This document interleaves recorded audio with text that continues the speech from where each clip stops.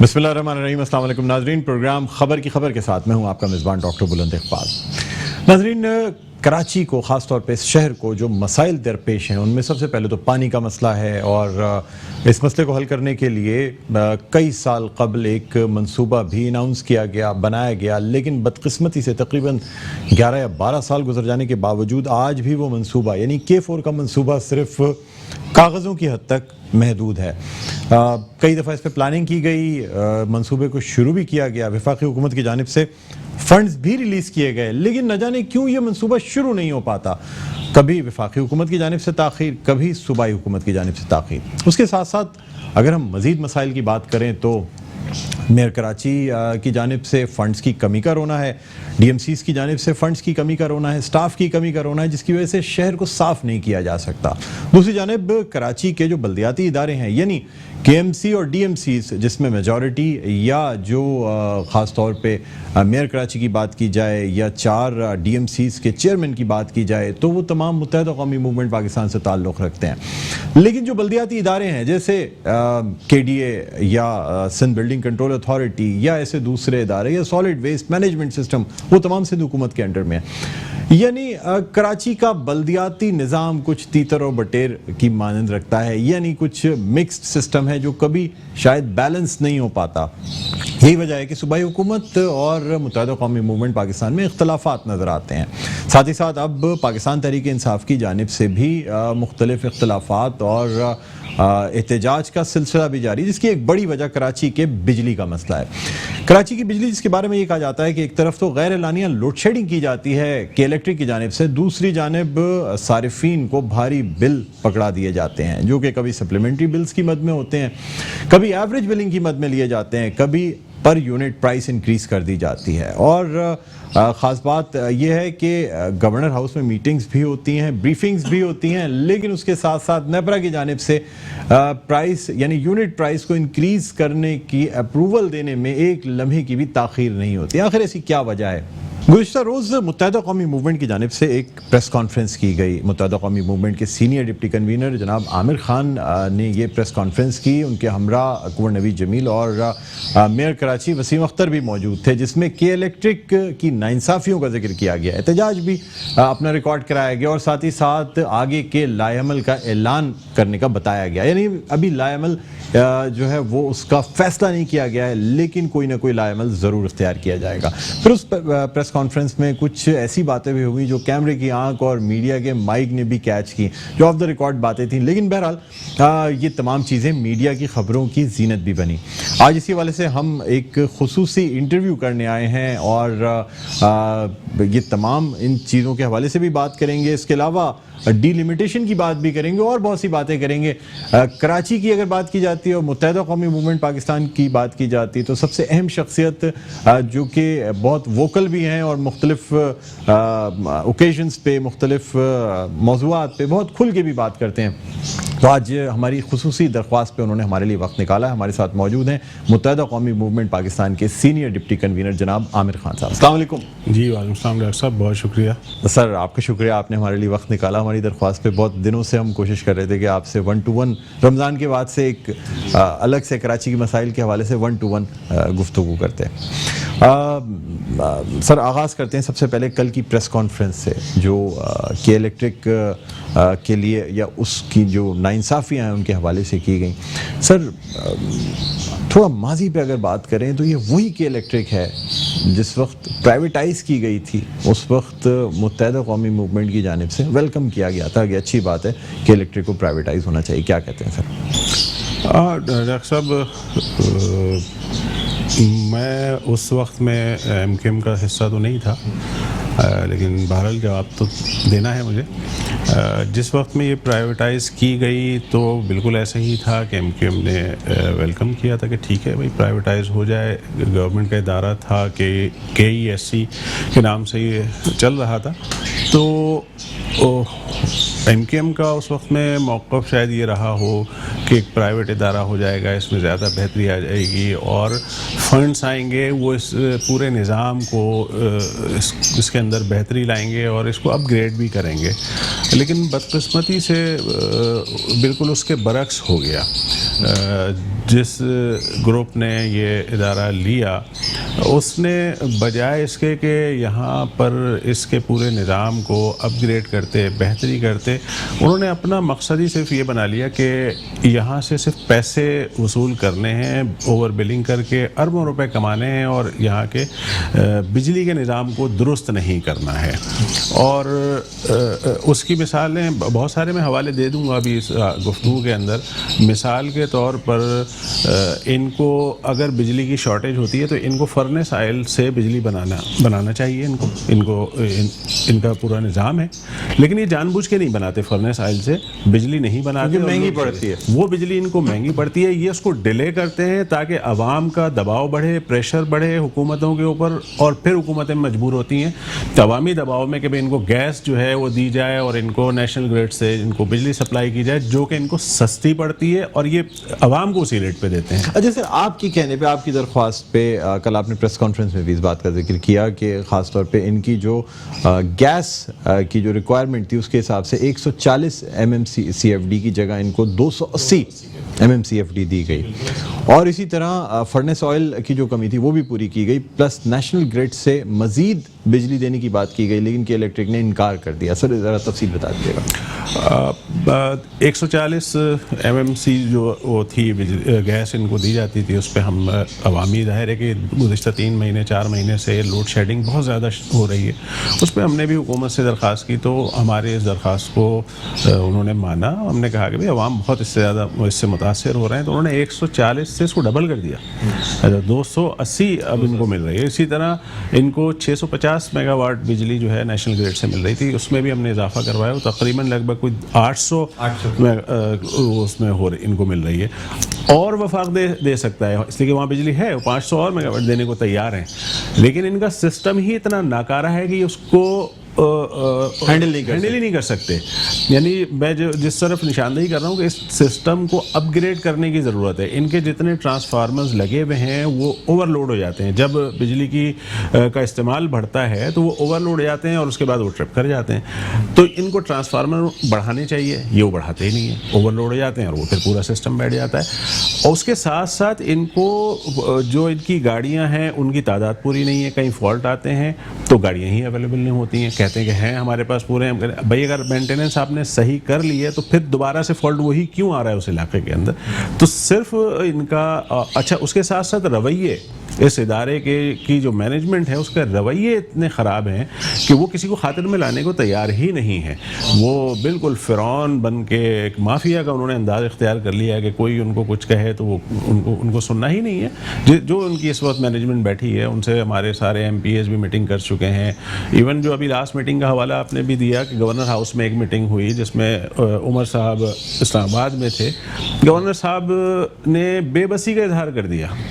ہم یہ امید کر رہے تھے کہ اس میٹنگ کے بعد کچھ بہتری آئے گی. وہ بہتری تو کیا آئی, بلکہ ECC سے 2 روپے 98 پیسے کا مزید اضافہ کر دیا گیا. یعنی کراچی کے لوگوں کی کوئی فکر ہی نہیں ہے. گزشتہ 3-4 ماہ سے اس شہر کے اندر پورا کاروبار متاثر ہوا ہے. کرونا کی وجہ سے جو وبا پھیلی ہے, لاک ڈاؤن کی وجہ سے سارا کاروبار متاثر ہے. لوگوں کے پاس روزگار نہیں ہے, اس کی وجہ سے لوگوں کے پاس کھانے کی قلت ہو گئی ہے, لوگوں کے پاس راشن نہیں ہے, جس کی وجہ سے وفاق جو ہے وہ احساس پروگرام کے تحت لوگوں کی امداد کر رہا ہے. صوبائی حکومت جو بھی کر سکتی ہے وہ کر رہی ہے. مختلف فلاحی تنظیمیں اس میں لوگوں کی مدد کر رہی ہیں. ایک ایسے وقت میں جب لوگ بری طرح سے متاثر ہوئے ہوئے, اس وقت میں آپ نے بجلی میں اور اضافہ کر دیا ان کے بلز کے اندر. سر آپ کیا سمجھتے ہیں کہ وفاقی حکومت جس طرح سے کہ الیکٹرک کو ہینڈل کر رہی ہے بحیثیت اتحادی جماعت پاکستان تحریک انصاف کے, آپ ساتھ ہیں, الحاق ہے آپ کا, آپ کے خیال میں پاکستان تحریک انصاف کی حکومت صحیح طریقے سے ڈیل کر رہی ہے کہ الیکٹرک کو؟ میرا نہیں خیال کہ صحیح طرح سے ہینڈل نہیں ہو پا رہا ہے.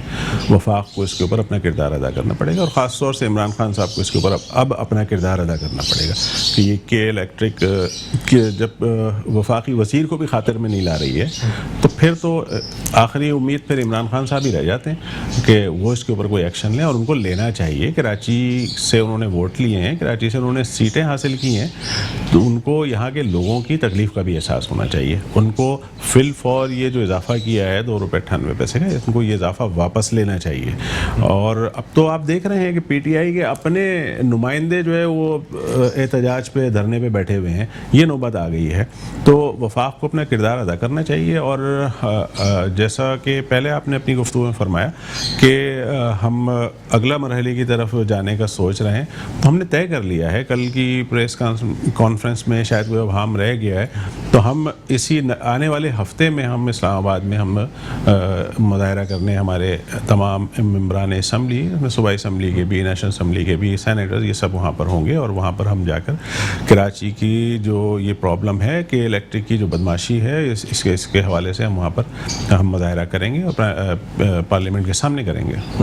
اچھا سر، بحیثیت کراچی کے اسٹیک ہولڈر ہونے کے، کیا کہ الیکٹرک اور وفاقی حکومت کا جو معاہدہ ہے پرائیویٹائزیشن کا، اس سے آپ کو آگاہ کیا گیا ہے یا آپ کی نالج میں ہے یہ معاہدہ کیا ہے؟ کچھ لوگ یہ کہتے ہیں، خاص طور پہ حکومت کے لوگ یہ کہتے ہیں اراکین، کہ اس معاہدے کے ساتھ ساتھ ایک نان ڈسکلوجر ایگریمنٹ سائن کیا گیا، NDA جسے کہتے ہیں، اور اس کے تحت حکومت بتا ہی نہیں سکتی کہ معاہدہ کیا ہے. اب یہ جو معاہدہ ہوا چونکہ نان ڈسکلوجر ایگریمنٹ کے ساتھ ہے، اس لیے وہ حکومت کو پتہ ہے یا کہ الیکٹرک کو پتہ ہے، لیکن پبلک انٹرسٹ کی چیز میں نان ڈسکلوجر کے ساتھ یہ ایگریمنٹ سائن کرنا یا مبینہ طور پہ یہ ایک قیاس ظاہر کیا گیا.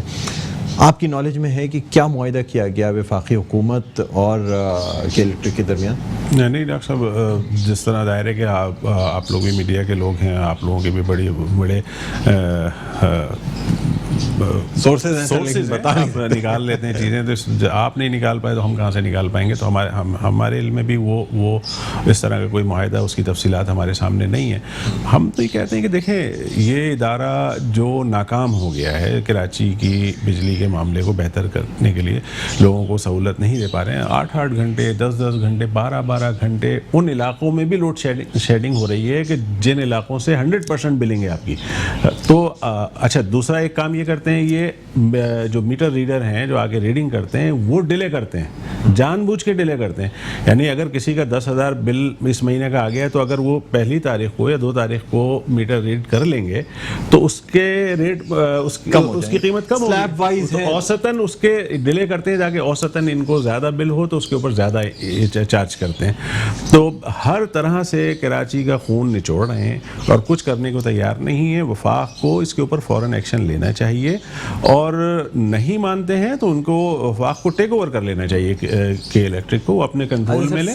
اچھا، صرف دھرنا دیا جائے گا سر یا احتجاج کیا جائے گا، یا اس سے ایک اسٹیپ آگے؟ اس طرح ماضی میں بھی ہم نے دیکھا کہ متحدہ کی جانب سے بعض دفعہ بل کی ادائیگی نہ کرنے کی دھمکیاں، یا اگر میں اس کو اور ایک، جس طرح سول نافرمانی کا ایک حصہ ہوتا ہے کہ بلز ادا کرنے بند کر دیے جاتے ہیں، تو کیا اس طرف بھی جانے کا احتمال ہے؟ ڈاکٹر صاحب، ہم کوئی ایسا کام نہیں کریں گے کہ جس سے اس شہر کی سیاسی فضا بھی خراب ہو اور یہاں کی امن و امان کی صورتحال بھی خراب ہو.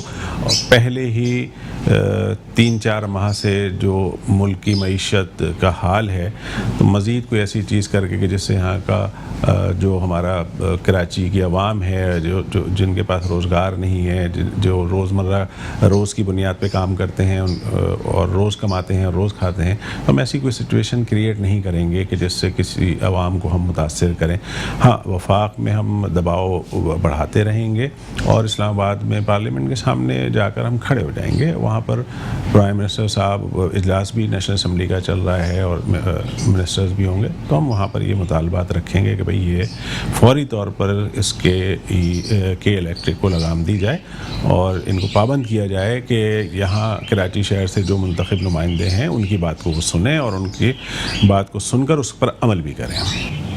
سر جہاں تک احتجاج کی بات کی جاتی ہے اور اسمبلی کے سامنے دھرنے کی بات کی جاتی ہے تو کراچی میں بھی سندھ اسمبلی کے سامنے ایک دھرنا دیا گیا، کئی روز تک یہ دھرنا چلا، مختلف جو سیاسی رہنما یا لیڈران تھے مختلف پارٹیوں کے وہ آ کے ملتے بھی رہے، ملاقاتیں بھی ہوتی رہیں۔ سر ایک کمیٹی بنانے کے لیے کہہ دیا گیا، دھرنا اختتام پذیر ہوا، وہی اس کا سلوشن نکلا سر؟ ڈاکٹر صاحب یہی ہے طرز عمل پیپلز پارٹی کا، انہیں کچھ نہیں کرنا ہے۔ ہم یہی تو بار بار کہتے ہیں، میڈیا پر بھی کہتے ہیں اور اس پر احتجاج بھی کرتے ہیں کہ پیپلز پارٹی پورے صوبے کے اندر جتنے اخراجات ہوتے ہیں اس کا 95% سے زائد جو ہے وہ اس کا حصہ کراچی دیتا ہے ان کو، اور کراچی کو کچھ دینے کو تیار نہیں ہے۔ اس بجٹ کے اندر کوئی ایک سنگل اسکیم بھی کراچی کے لیے نہیں رکھی گئی۔ تو وہ کہہ رہے ہیں کہ بھئی بجٹ میں کوئی اسکیم بقیہ علاقوں کے لیے بھی نہیں رکھی گئی۔ آپ بقیہ علاقوں میں تو اس سے پہلے آپ نے سینکڑوں اسکیمیں رکھی نا، کراچی میں تو آپ نے پہلے بھی کبھی نہیں رکھی۔ تو اس وقت ضرورت تھی کہ کراچی شہر جو پورے ملک کو اتنی بری حالات میں بھی چلانے کی کوشش کر رہا ہے تو اس کو آکسیجن فراہم کریں، یہاں پر سہولتیں دیں تاکہ لوگ کاروبار کریں، لوگ پھر ٹیکسز دیں تاکہ پورا ملک چلے، آپ کا صوبہ چلے۔ لیکن یہ نااہل کرپٹ اس کی مثال دنیا میں آپ کو نہیں ملے گی۔ اتنے نااہل اور اتنے بدعنوان یہ حکمراں ہیں سندھ کے خاص طور سے کہ اس کی آپ کو کہیں مثال نہیں ملے گی۔ یہ اپنے لوگوں کو کوئی سہولت دینے کو تیار نہیں ہے، ووٹ لیتے ہیں، بجٹ میں پیسے رکھتے ہیں، فنڈ رکھتے ہیں، اسکیمیں کاغذوں پہ بنتی ہیں اور گراؤنڈ کے اوپر کوئی چیز نہیں ہوتی۔ اس سے زیادہ بدعنوان شاید گورنمنٹ پاکستان کی تاریخ میں کوئی نہیں ہوگی جو اس وقت کے موجودہ حکمراں ہیں سندھ میں۔ اور اسی لیے ہم کہتے ہیں کہ بھئی اگر کراچی کے لوگوں کے مسائل کو آپ حل کرنا نہیں چاہتے تو بھائی پھر آپ ہمیں صوبہ بنا کے دے دیجئے نا۔ ہم اسی لیے تو کہتے ہیں، اب جیسے ہم صوبے کا نام لیتے ہیں تو اس کے اوپر چراغ پا ہو جاتے ہیں، آگ لگ جاتی ہے کہ یہ کیا کہہ دیا، ایسا کیسے ہو سکتا؟ کیوں بھائی، کیوں نہیں ہو سکتا؟ یا تو آپ مسائل حل کیجئے، آپ اونرشپ لیجئے نا۔ آپ جب اس پورے صوبے کو چلانے کے لیے سارے فنڈز آپ کراچی سے لے کے جا رہے ہو تو بھائی کراچی کے اوپر خرچ بھی کرو نا۔ آپ اگر کراچی کو اونرشپ دو گے، یہاں کے لوگوں کے مسائل حل کرو گے، کراچی کے پورے سندھ کے بلدیاتی نظام کو آپ مضبوط کرو گے، ہم کیوں یہ مطالبہ کریں گے؟ جب ہم دیکھ لیں گے کہ ہم ہر سطح پر احتجاج کر چکے ہیں، بات کر چکے ہیں، جب کوئی اس کے اوپر سننے کو تیار نہیں ہے تو پھر ہم یہ حق بجانے میں، یہ مطالبہ کرنے میں، اچھا یہ کوئی کانسٹیٹیوشن سے ہٹ کے بات کر رہے ہیں، آئین کے اندر موجود ہے نا کہ بھئی صوبے بننے چاہیے اور اس کا ایک طریقہ کار موجود ہے، اس طریقہ کار کی طرف ہم مطالبہ تو کر سکتے ہیں نا۔ آپ کہیں گے ہمارا مطالبہ ہی غیر آئینی ہے، یہ دھرتی ماں کو ہم تقسیم نہیں ہونے دیں گے۔ ارے بھائی کون سی دھرتی ماں؟ آپ تاریخ کو اٹھا کے دیکھ لیجئے، یہ سندھ جس کو آج یہ دھرتی ماں کہہ رہے ہیں، یہ اس وقت کا سندھ جب پاکستان بنا تھا اس وقت بھی 3 حصوں میں تھا۔ خیرپور کی ریاست الگ تھی، یہ بلوچستان ٹھٹا تک آتا تھا، الگ الگ، کراچی کی الگ ایک شناخت تھی۔ جب پاکستان بنا اس وقت میں بھی یہ کیپٹل تھا، تو یہ تو ایک رہا ہی نہیں ہے۔ اور میں اس کی پوری ایک تاریخی حوالے سے میں بیان کر چکا ہوں کہ سندھ کب اس شکل میں نہیں رہا ہے، یہ کب بامبے کے ساتھ شامل تھا، پرانے حوالے میں نے سارے تاریخ سے دے دی ہیں۔ تو ایسا نہیں ہے کہ یہ سندھ جو ہے وہ 5000 سال سے یہ سندھ اس شکل میں موجود ہے۔ تو ان کو یہ کرنا پڑے گا، اور اگر نہیں کریں گے تو ظاہر ہے کہ پھر لوگ یہ لاوا پھٹے گا کسی دن بھی، اور پھر شاید وہ نہ ہمارے کنٹرول میں ہو نہ وہ کسی اور کے کنٹرول میں ہو۔ مسائل حل نہیں ہوں گے، لوگ ایک حد تک برداشت کرتے ہیں، اس کے بعد پھر برداشت نہیں کریں گے۔ جی آپ سے مزید گفتگو کریں گے خان صاحب، ابھی اور بھی بہت سارے سوالات پوچھتے ہیں۔ ناظرین، متحدہ قومی موومنٹ پاکستان کے senior deputy convener Aamir Khan صاحب ہمارے ساتھ موجود ہیں، ان سے مزید گفتگو کرنی ہے، خاص طور پہ کل کی پریس کانفرنس میں جو کچھ میڈیا پہ آف دا ریکارڈ بھی چلتا ہے اس کے حوالے سے بھی بات کریں گے، لیکن ایک چھوٹا سا وقفہ ہے، وقفے کے بعد دوبارہ آپ کی خدمت میں حاضر ہوتے ہیں۔ کہیں نہ جائیے گا، دیکھتے رہیے پروگرام خبر کی خبر۔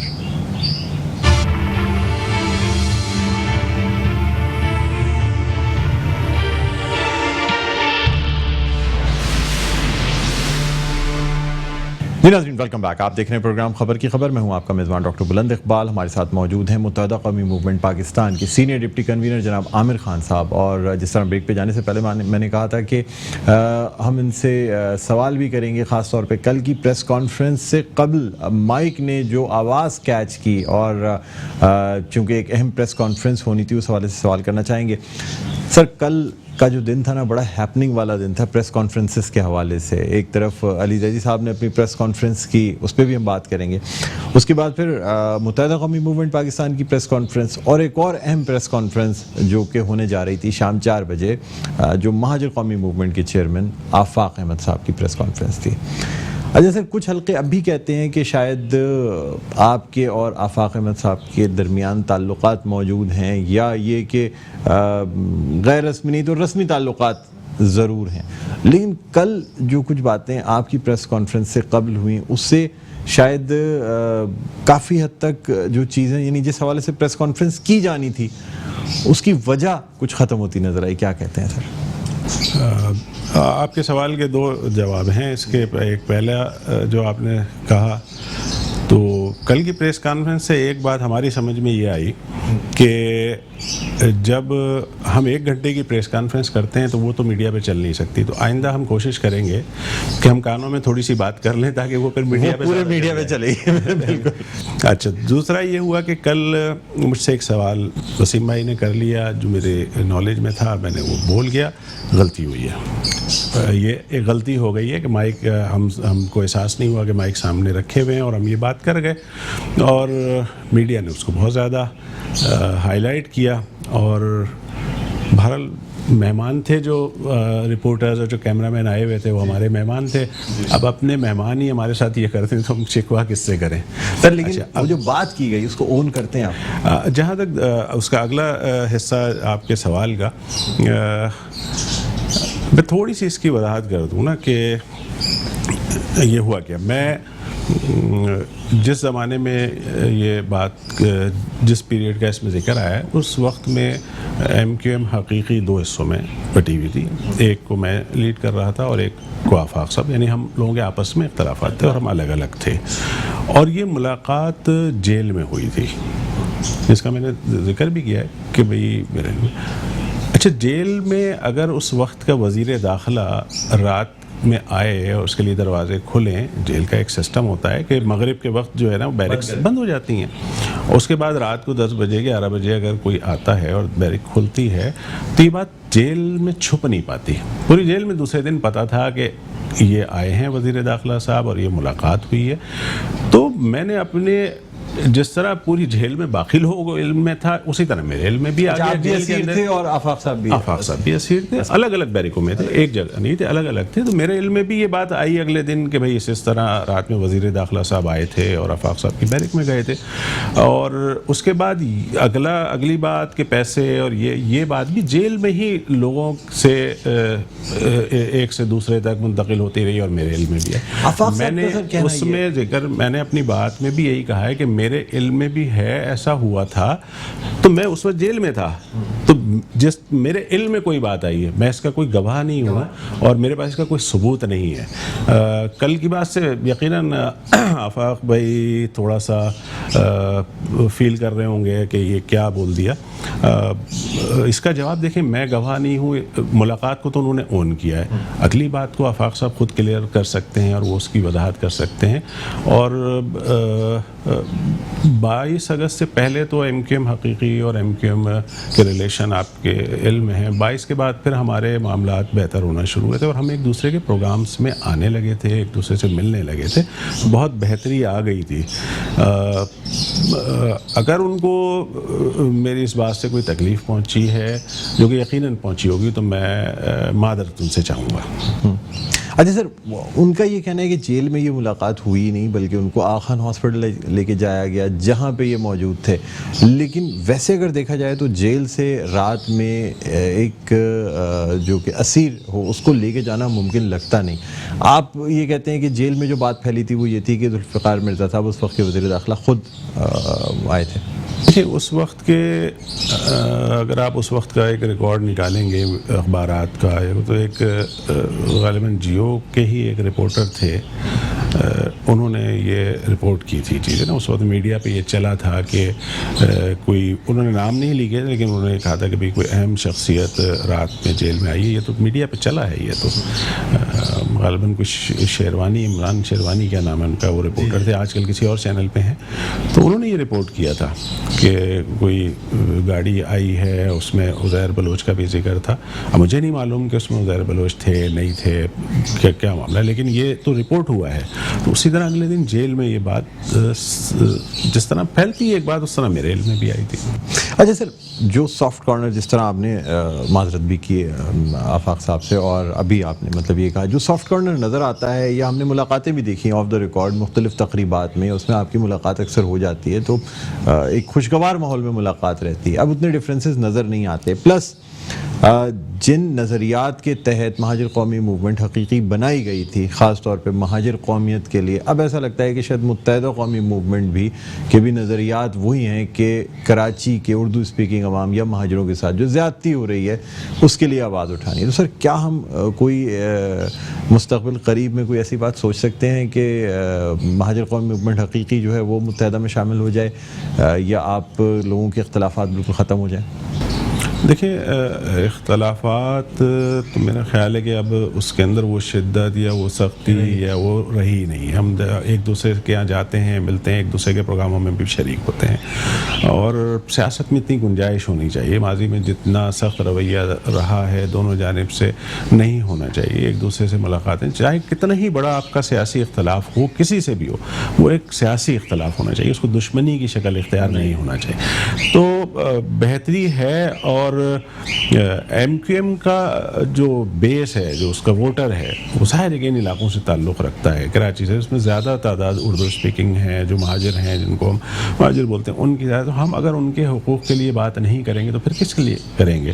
اگر اے این پی پختونوں کے لیے بات کر سکتی ہے, اور پیپلز پارٹی سندھیوں کے لیے بات کر سکتی ہے, اور میاں نواز شریف صاحب پنجاب کے لیے بات کر سکتے ہیں, تو ایم کیو ایم اگر سندھ کے شہری علاقوں کے رہنے والے لوگوں کے لیے, مہاجروں کے لیے بات کرتی ہے, تو اس میں کیا بری بات ہے؟ ہاں, ایم کیو ایم کے اندر ہمارے پختون بھائی بھی ہیں, ہماری رابطہ کمیٹی میں پختون بھائی ہیں, ہمارے یہاں پنجابی بھائی بھی ہیں, سندھی بھی ہیں, بلوچی بھی ہیں, ہماری ایم کیو ایم کا حصہ ہیں, کارکن ہیں, ذمہ داریوں کے اوپر ہیں. ایک وفاقی پارٹی ہیں, سیاسی پارٹی ہیں, تو ہم ظاہر ہے کہ صرف ایتھنک بنیاد پر سیاست نہیں کرتے, ہم تمام قومیتوں کے حقوق کے لیے آواز اٹھاتے ہیں. بلوچستان میں اگر کوئی زیادتی ہوتی ہے تو ہم وہاں کے لیے بھی آواز اٹھاتے ہیں. کے پی کے میں ہو یا سرائی کی بیلٹ کے اوپر ہو, وہاں کے صوبے کا مطالبہ ہے, ہم اس کی بھی حمایت کرتے ہیں. کے پی کے میں بھی صوبے کی حمایت کرتے ہیں کہ وہاں پر اضافہ ہونا چاہیے. تو ہم تمام قومیتوں کے حقوق کے لیے بات کرتے ہیں. اسی طرح مہاجروں کے لیے بھی بات کرتے ہیں. ووٹ بینک یہاں پر ہے تو ہم ان کے لیے زیادہ بات کرتے ہیں. جہاں تک سوال ہے کہ مل جائیں یا ہوں, تو دیکھیں یہ ایم کیو ایم ایک مدر پارٹی ہے, ایک بڑی پارٹی ہے. ہم جو لوگ بھی اس میں ایم کیو ایم میں آ کے کام کرنا چاہیں, ہم سب کو ویلکم کریں گے, کوئی بھی ہو, ہم کسی بھی طبقے سے تعلق رکھتا ہو یا کوئی بھی سیاسی کوئی بھی شخصیت ہے, وہ اگر چاہتی ہے کہ وہ ایم کیو ایم میں, تو ہمارے دروازے کھلے ہوئے, ہم ان کو ویلکم کریں گے اور گلے لگائیں گے. اچھا سر, اگر بات کی جائے جس طرح پچھلی آپ کی پریس کانفرنس ڈیلیمیٹیشن کے حوالے سے جو تھی, آج سماعت بھی ہوئی, لیکن متحدہ قومی موومنٹ کی جو درخواست تھی اس کو یہ کہہ کے مسترد کر دیا گیا ہے کہ چونکہ تعطیلات میں سماعت جو ہے وہ مختصر کی جاتی ہے, اور ہو سکتا ہے ڈیلیمیٹیشن کی جو بحث ہے یہ بہت طویل ہو جائے, اس پہ بہت طویل آرگیومنٹس کیے جا سکیں, اور جو کہ تعطیلات میں ممکن نہیں ہے, اس لیے وہ درخواست آج رد ہوئی ہے.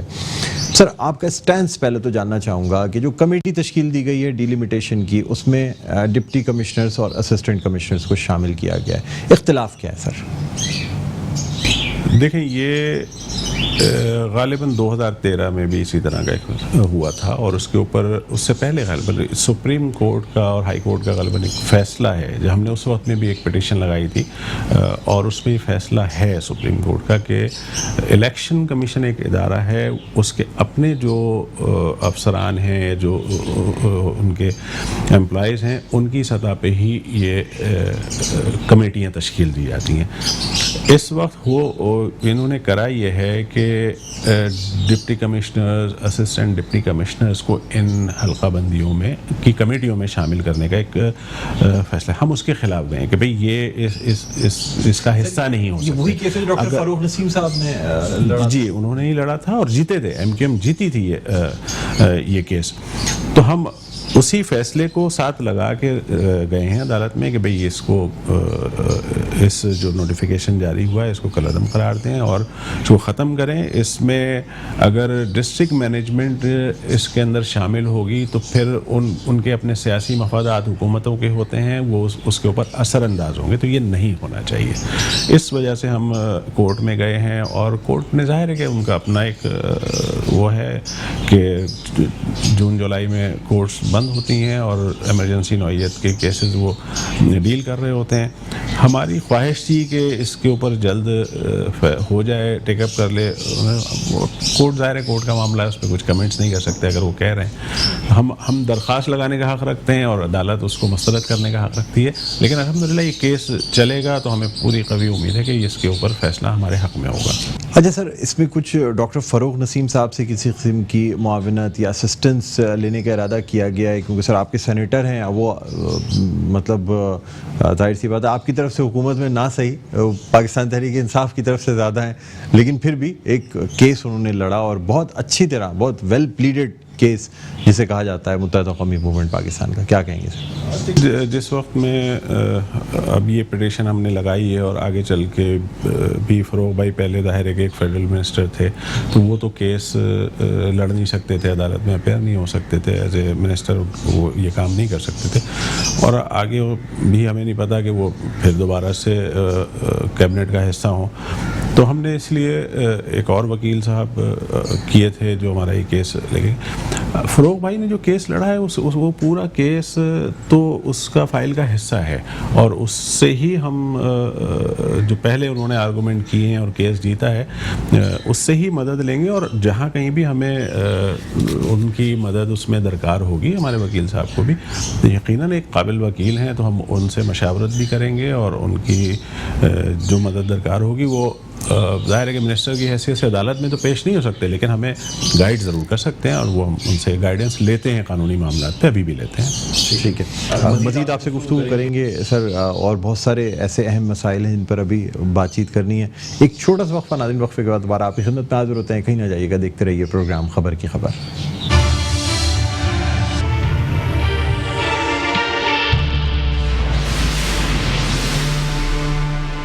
جی ناظرین, ویلکم بیک. ایک دفعہ پھر آپ کو خوش آمدید کہتے ہیں. پروگرام میں خبر کی خبر, میں ہوں آپ کا میزبان ڈاکٹر بلند اقبال, اور آج ہم گفتگو کر رہے ہیں متحدہ قومی موومنٹ پاکستان کے سینئر ڈپٹی کنوینر جناب عامر خان صاحب سے. بڑا اہم انٹرویو, بہت سی باتیں ہو رہی ہیں, اور خاص طور پہ آپ کو یہ بھی بتاتے چلیں کہ کل کی پریس کانفرنس میں جو کچھ آف دا ریکارڈ بات ہوئی تھی, ہر شخص جو ہے وہ پریس کانفرنس سے پہلے کچھ نہ کچھ چیزیں ڈسکس ہوتی ہیں, بات چیت ہوتی ہے, بہت سی چیزیں انسان کی نالج میں ہوتی ہیں جو آدمی ڈسکس کر سکتا ہے, لیکن ہمارے یہاں اس بات کو زیادہ خبر بنایا جاتا ہے بجائے اس کے کہ جو اصل پریس کانفرنس ہے اس میں جو بات کی گئی ہے اس کو ہائی لائٹ کیا جائے. بہرحال اسی حوالے سے تنظیمی بحالی کمیٹی کے سربراہ ہیں, اور اب جو ہے وہ FOCC ایک خاص طور پہ ایک NGO ٹائپ یا ایک ایسوسیشن بنائی گئی ہے جو کہ کنسرنڈ سٹیزنس آف کراچی کے لیے بنائی گئی ہے. ڈاکٹر فاروق ستار صاحب, انہوں نے کچھ باتیں کی بلدیہ فیکٹری کی جو آگ تھی اس کے حوالے سے, اس کی JIT جو کہ پبلک کی گئی.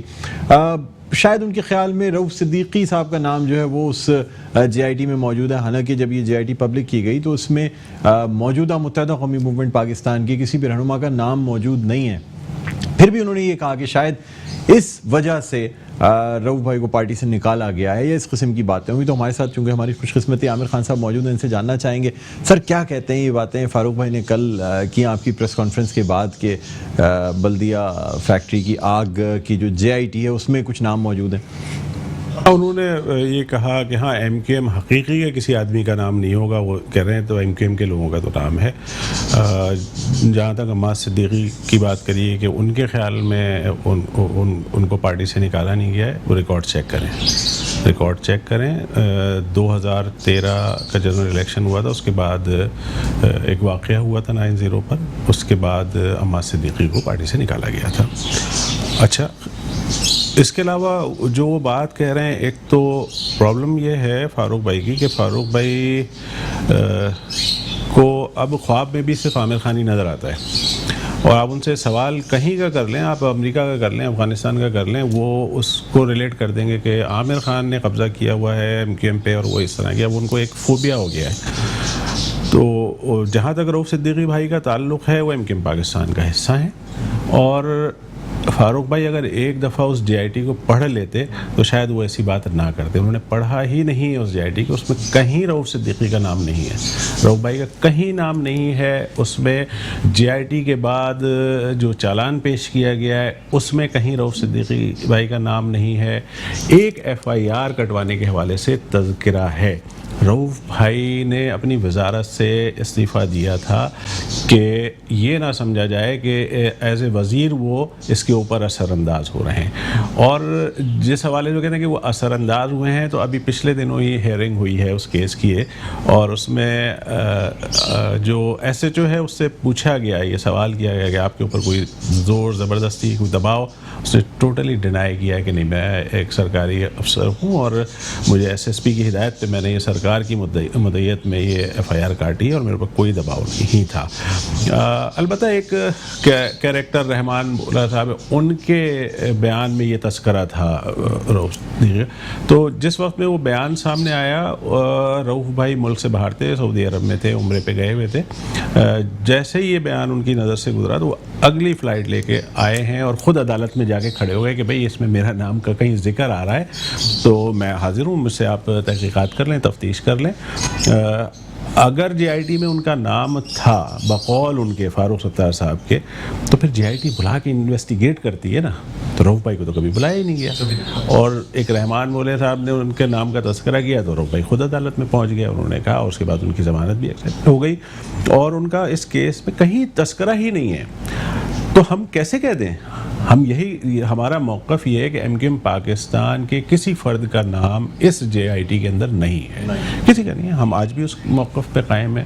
فاروق بھائی پتہ نہیں کدھر سے لے آتے ہیں، بغیر پڑھے جو ہے نا بس بیان دے دیتے ہیں۔ پڑھ لیں، میں ان سے کہوں گا کہ ایک دفعہ وہ جے آئی ٹی کو دوبارہ سے پڑھ لیں۔ سر وہ آج کل وقت کی کمی ہے نا ان کے پاس، مختلف ایک ایسوسیشن بنائی انہوں نے ایز نان پولیٹیکل، لیکن ساتھ ساتھ یہ بھی کہہ رہے ہیں کہ آنے والے بلدیاتی الیکشن میں جو خلا ہے یا ویکیوم ہے اس کو بھی پر کرنے کی کوشش کریں گے، اور بلدیاتی الیکشن میں شاید ان کی جانب سے کچھ چیزیں نظر آئیں۔ وہ کہتے ہیں میں خود تو براہ راست نہیں آؤں گا لیکن میں اپنی ٹیم ضرور لے کے آؤں گا۔ ڈاکٹر صاحب، سندھ کے شہری علاقوں کو ریپرزینٹ کرتی ہے ایم کیو ایم پاکستان، اور ابھی گزشتہ جو جنرل الیکشن ہوا ہے، ہم یہ سمجھتے ہیں کہ ہماری سیٹیں تمام وہ سیٹیں برقرار تھیں جو اس سے پہلے ماضی میں ہم لیتے رہے ہیں۔ الیکشن کے نتائج، آر ٹی ایس سسٹم بیٹھ جائے اور اس کے بعد وہ نتائج تبدیل ہو جائیں، اس کا تو ظاہر ہے کہ ہم کچھ نہیں کر سکتے، اس کے لیے ہم نے ہمارے تحفظات ہیں، ہم نے اس کے اوپر، اس میں بہت سارے حلقوں پہ ہم عدالتوں میں گئے ہوئے ہیں، اور ان حلقوں کے اب کب فیصلے ہوتے ہیں، وہ تو 4-4 5-5 سال گزر جاتے ہیں، پورا پیریڈ گزر جاتا ہے، اس کے بعد کہیں جا کے اس کے فیصلے ہوتے ہیں۔ تو ان نتائج کے حوالے سے اگر ہم دیکھیں تو ہمیں لگتا ہے کہ حیدرآباد، میر پور خاص اور کراچی کے جتنی بھی سیٹیں تھیں وہ ایم کیو ایم کو ملی تھیں جنرل الیکشن میں بھی، اور اب بلدیاتی الیکشن میں بھی ایم کیو ایم اپنی ساری سیٹیں انشاءاللہ تعالی، ہمیں امید ہے کہ ہم ایم کیو ایم پاکستان وہ نمائندہ جماعت ہے جو یہاں کے شہریوں کو، مہاجروں کو خاص طور سے ریپرزینٹ کرتی ہے، اور عوام ووٹ بھی انہی کو دیں گے۔ ماضی میں بھی بہت ساری کوششیں ہوئی ہیں، بہت سارے لوگوں نے جو ہے وہ پنجہ آزمائی کی ہے۔ جنرل الیکشن میں بھی ایک تنظیم بڑے دعوے کر رہی تھی، سی ایم بھی ان کا آ رہا تھا، سب کچھ ہے، لیکن نتائج سب کے سامنے ہیں۔ تو جس کو شوق ہے وہ کر لے، ہم اس میں بلدیاتی الیکشن میں حصہ لینا چاہتے ہیں لے لیں۔ ایم کیو ایم پاکستان اپنے کینڈیڈیٹ کھڑے کرے گی، اور انشاءاللہ تعالی ہم دوبارہ سے کراچی کا میئر لے کے آئیں گے انشاءاللہ تعالی۔ سر ایک خاص ایشو جو کہ ڈومیسائل کا پچھلے دنوں کافی ہائی لائٹ کیا گیا، نہ صرف متحدہ قومی موومنٹ پاکستان کی جانب سے بلکہ گرینڈ ڈیموکریٹک الائنس کی جانب سے بھی قرارداد پیش کی گئی۔ خواجہ اظہار صاحب اس مسئلے کو لے کے کورٹ میں گئے، خیر معاملہ سب جوڈس ہے، کورٹ میں اپنی جگہ۔ سر آپ سے پوچھنا یہ چاہوں گا کہ دونوں قراردادیں غلط ڈومیسائل کے اجرا پر پیش کی گئیں، جی ڈی اے نے جو موقف اپنایا وہ یہ تھا کہ سندھ میں مختلف صوبوں سے لوگ آ کے آباد ہوتے ہیں اور اس کے بعد سندھ کا ڈومیسائل حاصل کر لیتے ہیں یا کراچی کے ڈومیسائل حاصل کر لیتے ہیں، جو کہ غلط ہے۔ متحدہ قومی موومنٹ پاکستان کا جو مطالبہ ہے وہ یہ ہے کہ دیہی علاقوں سے لوگ شہری علاقوں میں آتے ہیں اور وہاں کا ڈومیسائل بنا کے ملازمتیں اس ڈومیسائل پہ حاصل کرتے ہیں، جو کہ شہری علاقوں کے لوگوں کا حق ہے اس ڈومیسائل پہ دیہی علاقوں کے لوگ جو ہے وہ ملازمتیں حاصل کرتے ہیں۔ سر کیا کہتے ہیں آپ اس حوالے سے؟ دیکھیں، ہم یہی تو پرابلم ہے، یہی مسئلہ ہے کہ سندھ کا کوئی بھی فرد جب بات کرتا ہے تو اس کو پہلے سندھیزم سامنے اس کے آ جاتا ہے۔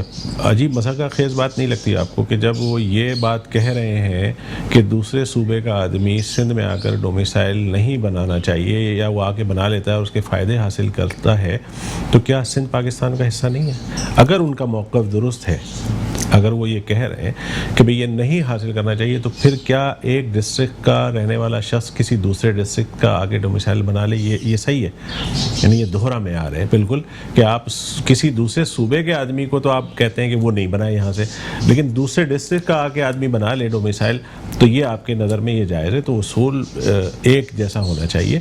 اچھا، ہم اس سے متاثر کیوں ہو رہے ہیں؟ مسئلہ یہ ہے کہ ویسے تو ہم کوٹا سسٹم کے ہی خلاف ہم نے بہت بات کی ہے، لیکن جو بھی آئین کے مطابق ایک طریقہ کار ہے کہ بھئی 60-40 کا ایک کوٹا طے ہے، ریشو طے ہے کہ بھئی 60% جو ہے وہ سندھ کے دیہی علاقوں کے لوگوں کو جابس میں حصہ ملے گا اور 40% شہری علاقوں کو۔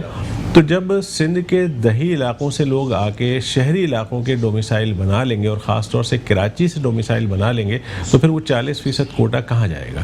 اس کا مطلب ہے کہ ان شہری علاقوں کے لوگوں کا جو حق ہے وہ غصب ہو رہا ہے۔ تو ہم اس حوالے سے ہم خواجہ اظہار صاحب ہائی کورٹ میں گئے ہوئے ہیں، سندھ ہائی کورٹ میں، اور انہوں نے پٹیشن لگائی ہے کہ یہ زیادتی ہو رہی ہے اور اس زیادتی کا خاتمہ ہونا چاہیے اور اس کی پوری تحقیقات ہونی چاہیے کہ یہ اتنے ڈومیسائل کیسے بن گئے ہیں۔ یعنی آپ کراچی شہر میں آپ جائیں سول ایڈمنسٹریشن کے پاس اور 2000 روپے دیں، ڈومیسائل بن جائے گا۔ کوئی طریقہ کار ہے نا اس کا، اس نے میٹرک کہاں سے کیا ہے، اس کی پیدائش کہاں کی ہے، تو اس نے انٹر کہاں سے کیا ہے، ایک کتنے پیریڈ وہ کراچی میں رہا ہے۔ بالکل بنا سکتے ہیں آپ ڈومیسائل، لیکن اس کا ایک طریقہ کار ہے نا۔ ایسا نہیں ہے کہ آپ وہاں سے کسی بھی علاقے سے آئیں اور کل آئیں اور آج آپ آ کر ڈومیسائل بنا لیں، اور سامنے ہے نا آپ کے سول سروسز کے جو امتحان ہوئے تھے اس میں ایک صاحب کے 2 بیٹے جو ہے وہ سندھ کے دیہی علاقوں سے آ گئے اس سیٹ کے اوپر، ان کی ہی ایک اولاد جو ہے وہ کراچی سے اس سیٹ پر آ گئی ہے۔ تو یہ زیادتیاں نہیں ہونی چاہیے، اور ہم کہتے ہیں کہ اس کو آپ نادرا کے تھرو کر دیں۔ نادرا کے تھرو اگر ڈومیسائل ہوگا تو ایک پورا اس کا نظام ہے، اس کا پورا ڈیٹا وہاں پر ہوتا ہے، آپ اس کے تحت کر دیں، اس کے انڈر میں کر دیں، وہیں سے ڈومیسائل ایشو ہو، اور پھر وہ پورا ایک کیس خواجہ اظہار صاحب عدالت میں لے کے گئے ہوئے ہیں، دیکھ رہے ہیں اب اس میں کیا فیصلہ ہوتا ہے۔ اگر آپ لوگ یعنی متحدہ قومی موومنٹ پاکستان جو ہے وہ 2008 سے حکومت کا حصہ رہی ہے، سندھ حکومت کا ایک طویل عرصہ ہے سر، جو کہ 5 سال ایک کمپلیٹ ٹینیور، اس کے بعد ایک آدھا ٹینیور۔ سر کراچی کے جن عوام کے حقوق کی آپ بات کرتے ہیں، ان کے حقوق کے لیے آپ نے ان کی ملازمتیں ان کو دلوائیں، ان کے حقوق کی بات کی سندھ حکومت کا حصہ رہتے ہوئے، جبکہ سندھ لوکل گورنمنٹ ایکٹ بھی اس وقت آتا ہے جب آپ حکومت کا حصہ ہیں۔ ڈاکٹر صاحب، سندھ کے شہری علاقوں کے جو بھی ایشوز ہیں، یہاں کے بلدیاتی معاملات یا نوکریوں کے معاملات، اس میں جب ایم کیو ایم کے پاس کوئی اختیار آیا ہے، ایم کیو ایم نے اس اختیار کو استعمال کیا ہے اور اس میں شہر کی خدمت کی ہے، اور وہ دنیا نے دیکھی ہے وہ خدمت۔ جو بھی ترقیاتی کام ہو وہ سب اسی دور میں ہوئے ہیں جب ایم کیو ایم کے پاس اس شہر کی نظامت رہی ہے۔ کریڈٹ اس کا کوئی فرد لینا چاہے وہ لے لے، لیکن ایم کیو ایم کا پورا ایک سسٹم ہے، طریقہ کار ہے کہ پوری تنظیم کھڑی ہوتی ہے ساتھ میں، اور مشرف صاحب وہ کسی فرد کو نہیں دے رہے تھے، وہ ایم کیو ایم کو کے ساتھ وہ کوآرڈینیٹ کر رہے تھے، اور فنڈس لا کے جو ہے وہ ان کو دیے جا رہے تھے، اور پوری ٹیم کام کر رہی تھی، پورا ایک طریقہ کار ہے۔ تو ایم کیو ایم نے اپنا رول ادا کیا ہے، لیکن پیپلز پارٹی کے ساتھ آپ جس دور کا ذکر کر رہے ہیں یقیناً کچھ ایسی غلطیاں رہی ہیں کہ کبھی شامل ہو گئے، کبھی نکل گئے. ہماری کچھ مجبوریاں تھیں 22 اگست سے پہلے کی، آپ لوگوں کے علم میں ہے، تو جہاں ہمارے پر جل جاتے تھے، پہلے کہیں اور کیے جاتے تھے، ہم کر نہیں پاتے تھے. تو لیکن آپ کے سامنے 22 اگست کے بعد آپ سمجھتے ہیں کہ کیا ہم سے اپروچ نہیں کی جا رہی ہوگی، ہم سے نہیں کہا جا رہا ہوگا حکومت میں شامل ہو جائے گا. تو ہم نے اصولوں کے اوپر بات کی کہ بھئی آپ کراچی کے ایشوز کو ٹیک اپ کریں، ہمارا تعاون آپ کے ساتھ ہوگا. اور اگر آپ سندھ کے شہری علاقوں کے، خاص طور سے کراچی، حیدرآباد، میرپور خاص، نواب شاہ سکر، یہاں کے ایشوز کو ایڈریس نہیں کریں گے تو پھر ہم تو آپ کے خلاف بات کریں گے. اور اس اصول کے اوپر ابھی تک قائم ہے. ماضی میں ہوئی ہیں غلطیاں، ہوئی ہیں، اس سے کوئی انکار نہیں ہے، لیکن جو بھی ترقیاتی کام ہوئے ہیں تو وہ بھی اسی دور میں ہوئے جب ایم کیو ایم کے پاس اختیار رہا ہے. سر اب مختصراً کچھ 2-3 سوال کروں گا، وقت مختصر ہے، پروگرام کا وقت جو ہے اختتام کی جانب گامزن ہے.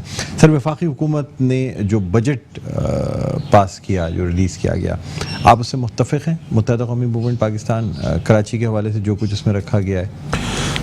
نہیں ڈاکٹر صاحب، کسی طور پہ بھی یہ بات نہیں کہی جا سکتی کہ ہم اس سے متفق ہیں. حکومتوں کی اپنی مجبوریاں ہوتی ہیں، ان کی اپنی لمیٹیشنز ہیں، لیکن ان کو یہ ضرور سوچنا چاہیے کہ یہ وہ شہر ہے جو پورے پاکستان کو چلا رہا ہے. اگر اس شہر کے اندر بہتری نہیں آئے گی، یہاں پر ترقیاتی کام نہیں ہوں گے، یہاں کا بزنس نہیں بڑھے گا، تو پورے پاکستان اس سے متاثر ہوگا اور پورے پاکستان کے ادارے اس سے متاثر ہوں گے. تو یہ جو شہر ہے، پورے پاکستان کو چلانے والا شہر ہے، اس کے لیے جتنی اسکیمیں یا جتنے فنڈز رکھے گئے ہیں وہ انتہائی ناکافی ہیں. ناکافی بالکل ہے ہی نہیں. یعنی ان پیسوں سے کراچی کے اندر کوئی بہت بڑی تبدیلی نہیں آ پائے گی. وہ کہ رکھے پیسے وفاق نے اس دفعہ، یہ ساری ذمہ داری عائد ہوتی ہے صوبے کے اوپر. صوبے کو یہ سارے کام کرنے چاہیے، لیکن صوبے نے بھی آپ کے سامنے کہ کوئی ایک بھی نئی اسکیم اس دفعہ نہیں رکھی ہے صوبے نے. وفاق نے تو پھر کچھ نہ کچھ فنڈ یہاں کے لیے رکھے ہیں کراچی کے لیے. سر 162 ارب کی بات کی گئی، بارہا آپ کی جانب سے، آپ کی پارٹی کی جانب سے ریکویسٹ کی گئیں، ملاقاتیں کی گئیں. سر کبھی یہ پیسے کراچی کو مل سکتے ہیں یا نہیں؟ اب میرا خیال ہے کہ ہماری بیوروکریسی بھی بہت استاد ہوتی ہے، ماسٹر ہوتی ہے، اور انہوں نے پتہ نہیں کیا فگرز سامنے رکھ دیے پرائم منسٹر صاحب کے، اور پرائم منسٹر صاحب نے جو ہے وہ 162 ارب کا اعلان کر دیا. ابھی تک تو اس 162 ارب میں سے 1 ارب بھی کہیں نظر نہیں آئے ہیں. اور میں بہت ساری اسکیمیں پرائیویٹ، پبلک پرائیویٹ سیکٹر کے ساتھ ہونی تھی. تو یہ کاغذوں کے اوپر یہ ساری چیزیں ہیں، لیکن عملاً کوئی چیز ابھی تک ہمیں تو نظر نہیں آئی ہے. اور تکلیف دہ صورتحال ہے. کراچی کے لوگ بھی اس پاکستان کا حصہ ہیں، ان کو اپنا سمجھنا چاہیے. اور پی ٹی آئی کے بقول تو انہوں نے یہاں سے سیٹیں حاصل کی ہیں، عمران خان صاحب خود ہی یہاں سے الیکشن جیتے ہیں، تو ان کو اس شہر کے دکھوں کا مداوع کرنا چاہیے. سر حیدرآباد یونیورسٹی کی بات کی جاتی ہے، افتتاح بھی ہو گیا، یعنی اس کا سنگ بنیاد اسلام آباد میں رکھ دیا گیا، حیدرآباد غائبانہ طور پہ. اب یہ کہا جاتا ہے کہ حیدرآباد یونیورسٹی تو ایک تعلیم صوبائی مسئلہ ہے، تو صوبے دیکھیں گے. سر آپ کے جو ایم او یوز ہیں اس کے اندر بہت کم نکات ہیں، اس میں سے سب سے اہم مسئلہ حیدرآباد یونیورسٹی نہیں، بہت اہم مسئلہ ہے، اور یہ ایک برسوں کا حیدرآباد کے لوگوں کا ایک دیرینہ مطالبہ ہے. اس لیے کہ وہ جن مشکلات کا شکار ہوتے ہیں سندھ یونیورسٹی میں جا کر، جو ان کے ساتھ سلوک ہوتا ہے، تو ان کا بہت دیرینہ مطالبہ ہے، اور اس کے اوپر کام ہو رہا ہے. ڈاکٹر صاحب اس میں رفتار سست ہے، لیکن اس کے اوپر کام ہو رہا ہے.